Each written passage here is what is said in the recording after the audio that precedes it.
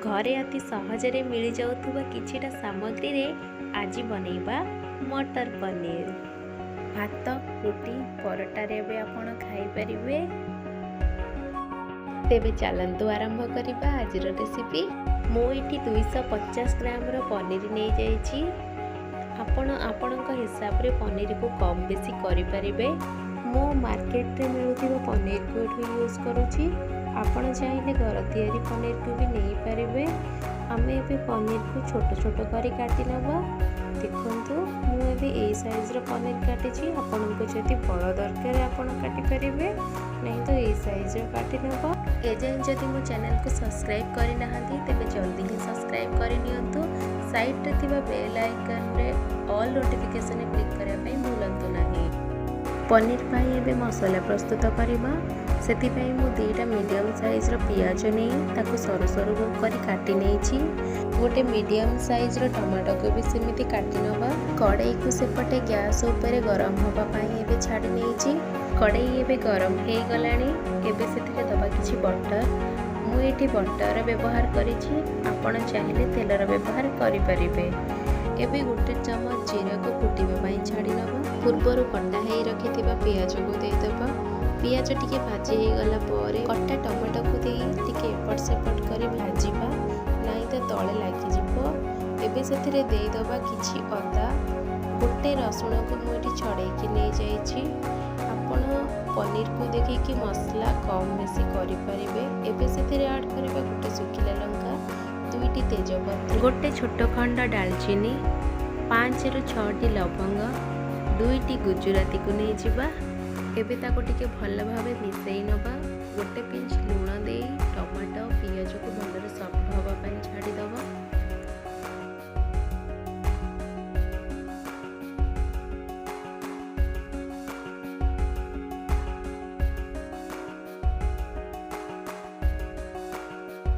एबे ऐड करिबा सेथिरे 5 रु 6 काजू दबा द्वारा तार टेस्ट बहुत भल आसी थाए। एबे ताको गोटे रु 2 मिनिट फ्राई कला परे गोटे प्लेट को काढ़ी नबा।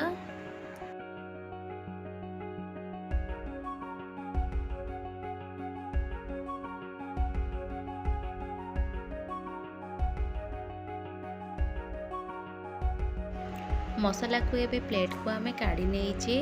ताको 10 मिनिट पई ठंडा हवा पई छाड़ीबा।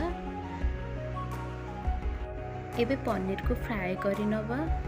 कड़ाई रे एबे देई दबा किछि बटर। आपण चाहिले तेलर व्यवहार करि परिबे। एबे सेथिरे पूर्वरु काटी रखिथिबा पनीर को देई दबा। पनीर गोल्डन ब्राउन हैला पर्यंत भाजीबा। आपण को जदि कंचा पनीर भल लागे तेबे आपण याको स्किप करि नियंतु।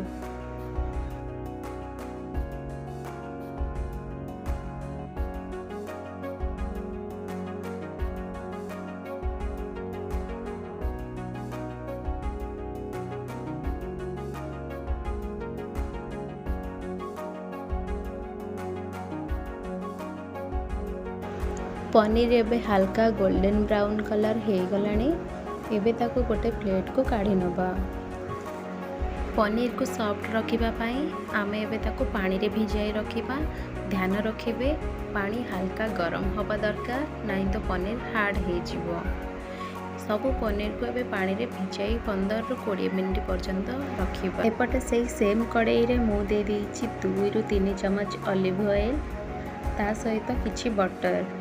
आपण चाहिले खाली तेलर व्यवहार करि परिबे। ध्यान रखिबे बटर देबा समय रे गैस रो फ्लेम को सब बेले स्लिम रे रखिबे, नहीं तो बटर जली जाई पारे। एबे सेथिरे ऐड करिबा गोटे चम्मच काश्मीर मिर्ची, गोटे चम्मच हळदी गुंड, जा फल रे कलर बहुत भल आसीबो। पूर्वरु ठंडा हवा पई छाड़ी थिबा मसाला को मु फाइन पेस्ट बनै नेथिली। एबे ताको ऐड करिबा। ध्यान रखिबे बारंबार मसला को चलाउथिबे।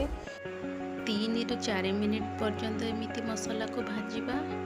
ध्यान रखिबे मसाला जेमिति जली न जाए।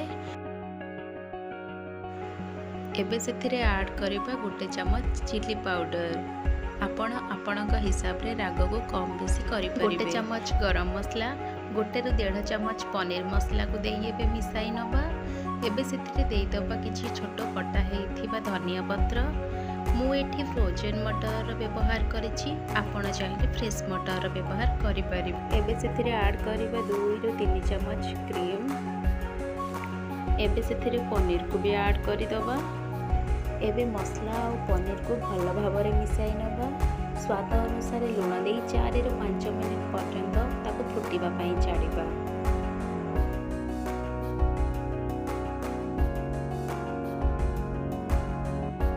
शेषे किछि पनीर मसला मु नहीं जाइछि, आपण चाहिले गरम मसला भी नहीं पारिबे। शेषे धनिया पत्र दे रेडी करि दबा पनीर तरकारी। एते सहजरे आपण केबे पनीर बनै चलती कि नहीं मते कमेंट सेक्शन में निहांती जणैबे। तेबे आज पई एतिकी, पुणी देखा गोटे नुआ रेसिपी रे। Thanks for watching.